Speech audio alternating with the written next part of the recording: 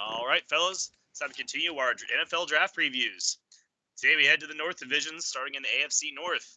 Cincinnati holds the cards of the first overall pick in this year's draft, as expected to draft LSU's Joe Burrow. Browns and Steelers look to improve after lackluster 2019 campaigns, and Baltimore hopes to land a piece or two that'll keep them in Super Bowl contention. So, Drake, let's start at the top with Cincinnati at number 1. Who you got? Oh yeah, so I mean, you said it so eloquent in the lead in. We know what the deal is. Hey, Cincinnati gonna take Joe Burrow. If they don't take Joe Burrow, it's gonna be some smoke in the city. You best believe it. It's gonna be like when LeBron left Cleveland the first time. It's gonna be some burning. But with my next position, I'm gonna go with the offensive line. You're gonna have to have some big uglies to protect your highly coveted asset, Joe Burrow. And I'm looking at one Ben Cleveland out of Georgia. That was one of those. We remember how massive that Georgia offensive line was. He was one of those guys that probably, fell in the weeds in between, the Andrew Thomas and the other guys, So I'm looking at Ben Cleveland. Also, I'm looking at the guy, another Ben Batch out of St. John's. I'm looking at him. He looks as a guy that could come in, be a day one starter when you look at him. And then the third position, I went with edge rusher. And when I think about edge rusher, look, let's be honest here. The Bengals they need a lot.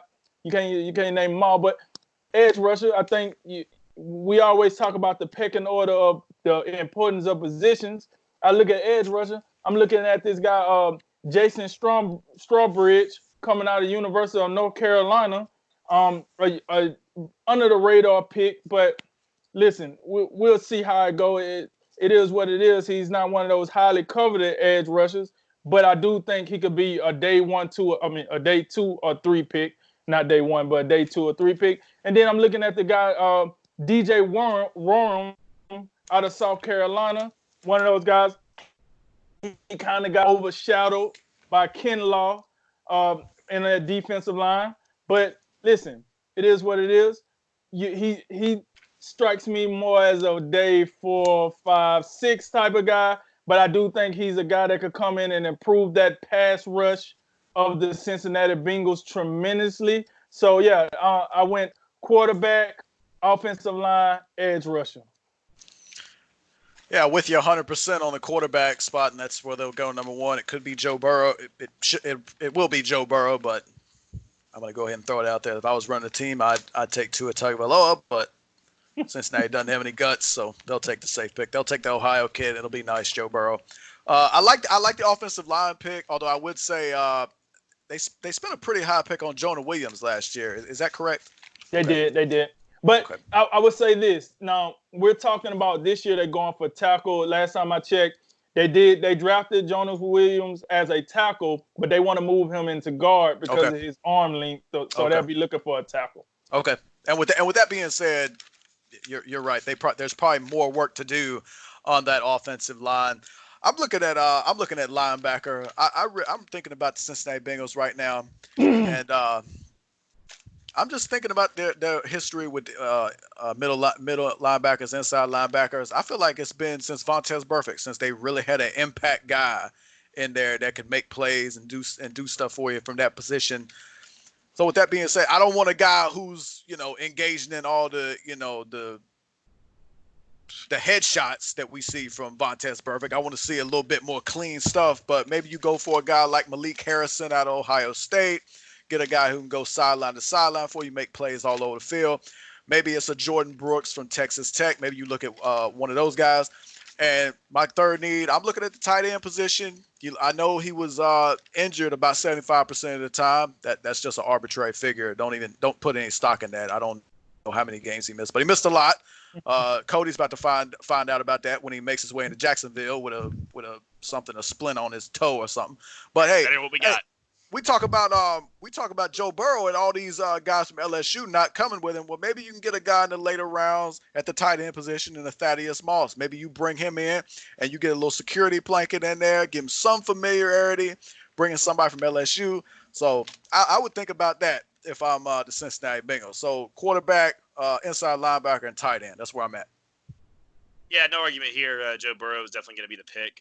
I would I sure they're going to keep their phone on for potential trades, but my God, I mean, it would take an absolute king's ransom, and they should accept nothing less than a king's ransom to move down in the draft. So more than likely, like you said, they're a pretty safe organization. They'll take Burrow. I'm always a fan of getting a wide receiver with your quarterback. You draft this new quarterback. You do have AJ Green coming back on the franchise tag, but he's had some injury concerns. And after Tyler Boyd, you don't really have much else at wide receiver. John Ross hasn't really panned out, and a couple of these other guys are just sort of backups. So I always like the pairing of getting a number one pick quarterback, and then you go back in the beginning of the second round and you grab yourself a wide receiver. And then I like the Thaddeus Moss pick a lot. That's actually really interesting.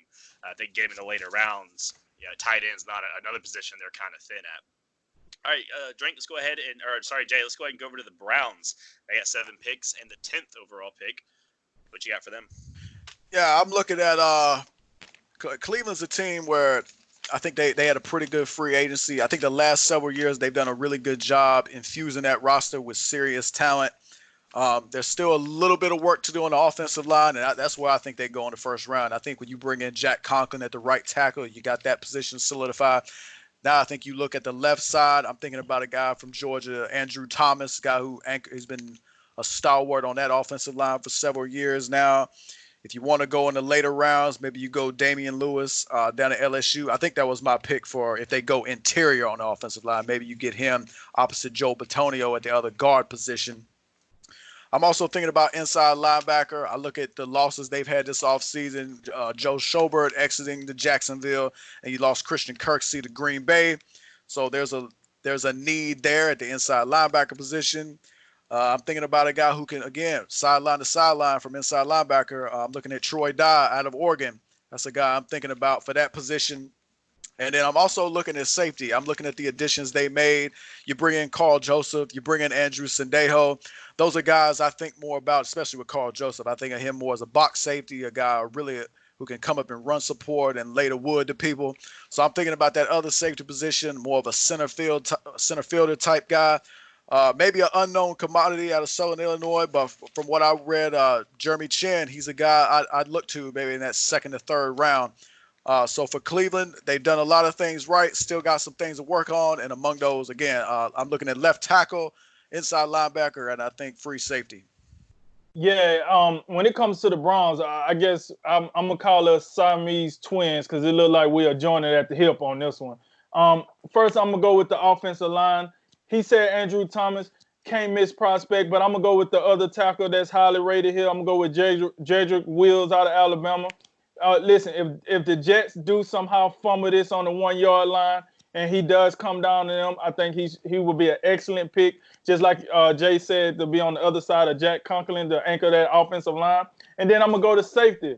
When I look at safety, the one guy that really stuck out to me is a young man, Anton Whitfield Jr., coming out of Minnesota. If we remember, Minnesota came out of nowhere with that miraculous season they had this year, rowing the boat. And he was one of the anchors of that defense that was leading the nation in a couple of categories. And then when I look at inside linebacker, Jay mentioned this gentleman in the last when we was talking about the Bengals. I'm looking at Malik Harrison. I think if the Browns were somehow, some way able to get him and plug him in, he would fill a multitude of needs as far as being that leader and moving from side to side to help Mack Wilson, where Mack Wilson don't have to think about so much. And then that'll be a dynamic duo if you could put, Malik Harris with Mack Wilson to roam that middle portion of the defense. So that's how I seen it. Just pretty much like Jay, just in a different order: offensive line, safety, and linebacker.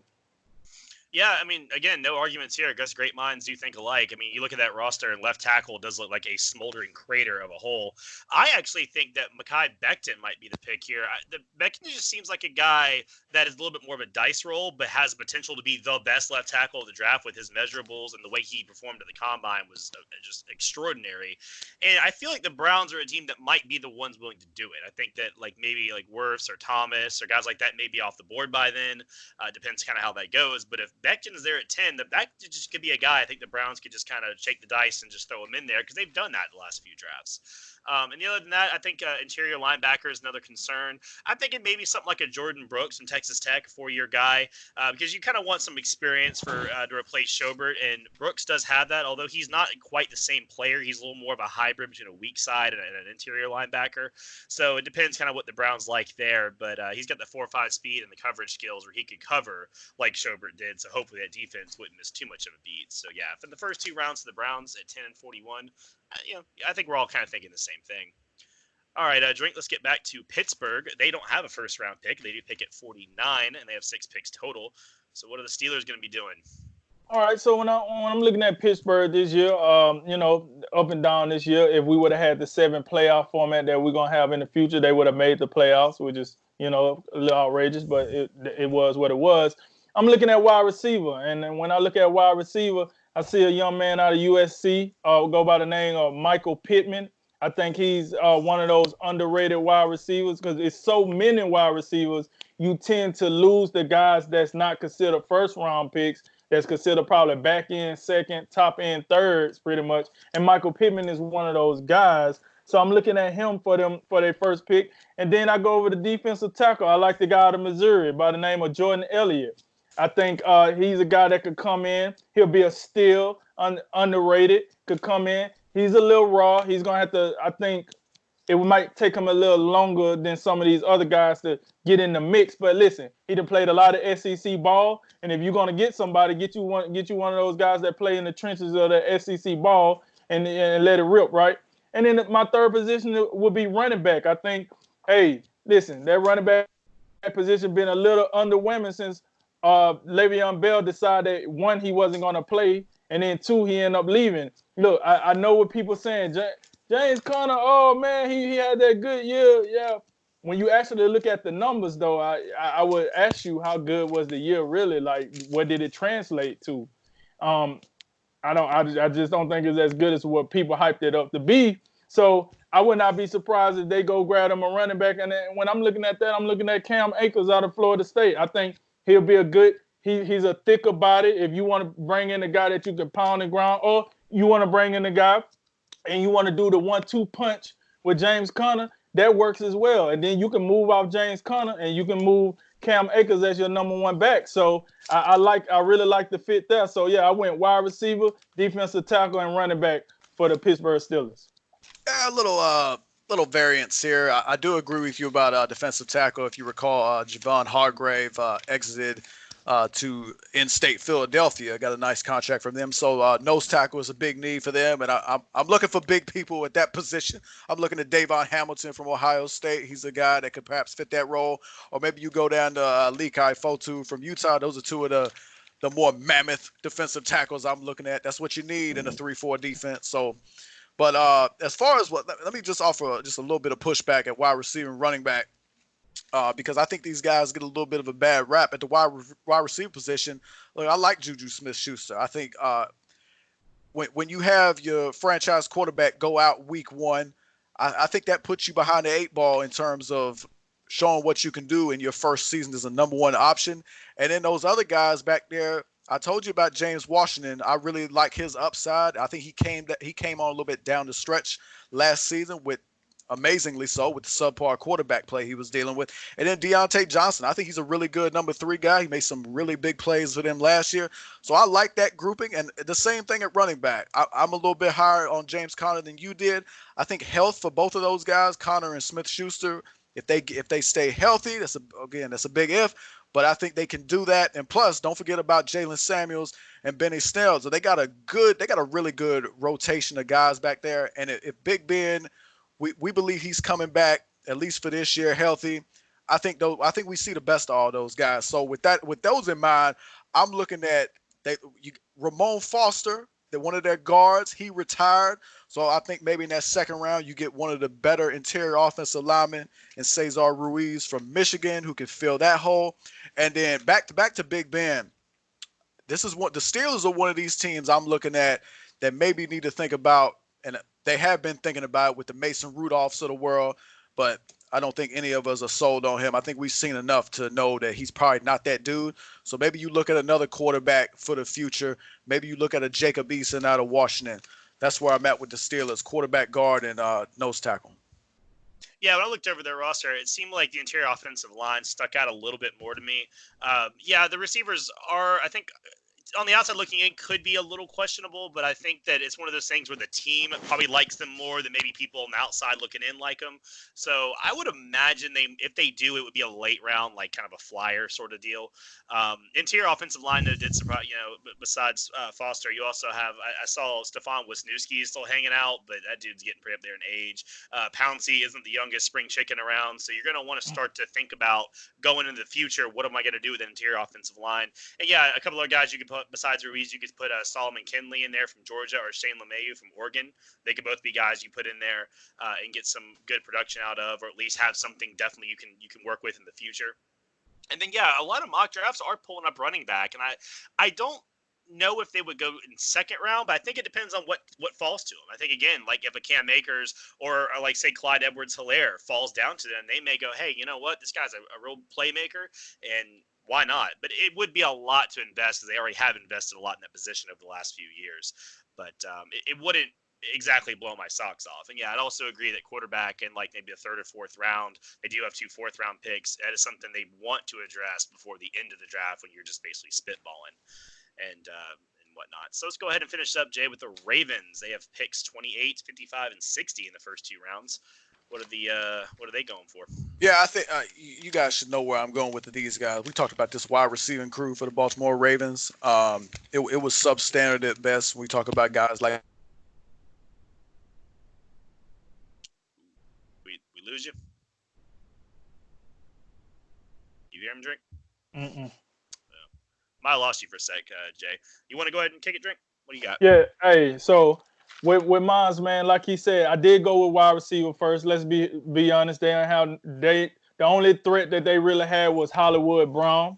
Hollywood Brown can't do it all by himself. They got those 3 elite tight ends, well, 2 elite tight ends now. So you got to get somebody to help Hollywood Brown. This was Jordan Jefferson, in my opinion. This is where he would come in, give Lamar Jackson someone else to throw to, a down the field threat or intermediate, however you want to look at it. That way Hollywood Brown can be the burner that he is, and you don't have both safeties and a cornerback and a half paying him attention, because you don't have to worry about the whole other side of the field. Then with my second position, I went with inside linebacker. Listen, we do know that Ravens defense was good. Yes, it was. But that was more on the defensive line and the secondary. Their linebackers kind of slithered through. I mean, Judon, don't get me wrong, I don't want to disrespect Judon, but the other guys kind of just slimed their way through the season. It didn't really matter, because we were so enamored with what the defensive line was doing and what Lamar Jackson was doing. We kind of like let them get a pass. Well, listen, in the draft, you can address that. You don't have to worry about nobody slithering. Go ahead and go get you a Malik Harris out of Ohio State. Get you a youngster if he falls down to you. And I would think they would take wide receiver first, but you just never know. You don't know how these people are strategizing in those war rooms. And then, like always, I think you can always use the inside offensive lineman. I'm looking at Matt Hennessy out of Temple, somebody else to help you control that line of scrimmage. So when Lamar Jackson and Mark Ingram and Gus Edwards decide they want to just pound the ball play after play after play, get you a fresh, big, ugly in that trench to clear the way for you and do it like that. So with a team that run the ball so much, that is very, very important. So yeah, I went wide receiver, inside linebacker, and then inside lineman, offensive lineman. Jay, did you want to run yours over? Yeah, back to what I was saying about wide receiver. I'm thinking more of the later rounds for this, and I'm thinking about a guy who may complement a Marquise Brown, because we know he can take the top off the defense.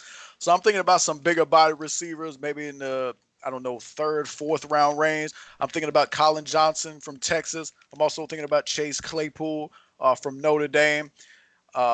And then earlier round, maybe a Denzel Mims out of Baylor if they win in the first or second round. But I definitely think wide receiver is a huge need for them, and in the interest of Lamar Jackson's development. I think that would be a big deal for them. I'm also with you on the interior of the offensive line. When we consider, just like the Steelers, they had a stalwart on their line retiring, Marshall Yanda. So I'm thinking about Lloyd Cushenberry out of LSU could be a guy you look to come in and replace Yanda. And then your inside linebacker point is well taken, because I was talking about that earlier with you as well, and there's just like, who even played inside linebacker? None of these names are even ringing a bell. I'm still thinking C.J. Mosley's on the team, but I'm also thinking about the outside linebacker. I'd like to have a guy who you can throw out there on the other side of Matthew Judon to further generate more pass rush. And I'm thinking about maybe Julian Okwara out of Notre Dame, who would fit that 3-4 system. So with that in mind, give Lamar Jackson more help on the outside of wide receiver. Get that guard position figured out with Yanda out of there, and a little more pass rush for me on the outside. Yeah, picking at 28, you're in that position where there's still a lot of quality guys, but you kind of have to see what falls to you. Oftentimes positions get ran on, and then a couple always, inevitably, there's a position or two that didn't get ran on, and you might have to adjust fire a little bit. We definitely know the Ravens have the ability to be one of the teams that kind of sits back. It just takes whoever the best player available. But yeah, if you're looking at a shopping list, if Kenneth Murray falls to them, and like I raved about him yesterday with the Eagles, but if he manages to slip to Baltimore, he's got Raven written all over him. Is that physical, nasty, dirty, not dirty, but like, you know what I mean, that gritty play style just really jumps out at me. But another guy is Patrick Queen from LSU. He kind of plays like that. He's a good 3-down, can kind of do it all linebacker, but he's got enough size there to help him out, keeping that real beefy front seven that the Ravens are always known for. So at 28, if you have those guys there, I think they'll think about it. And then, yeah, wide receiver is another one, and I absolutely agree with you, Jay. I think you're looking for a bigger guy. And Drake too, you're kind of the same boat, And I think I'm thinking of a guy. If I'm looking at the Ravens, I'm looking at film. I want a guy that can block well, because a lot of times you're having this sort of not really triple option offense, but when a lot of times your receivers in this offense are going to be asked to block more than the typical wide receiver would. So a guy like maybe like Donovan Peoples-Jones from Michigan or something, like a bigger guy. But if I was studying film and thinking about who I was going to draft with those 2 second-round picks, that'd be something I'd be watching for really closely.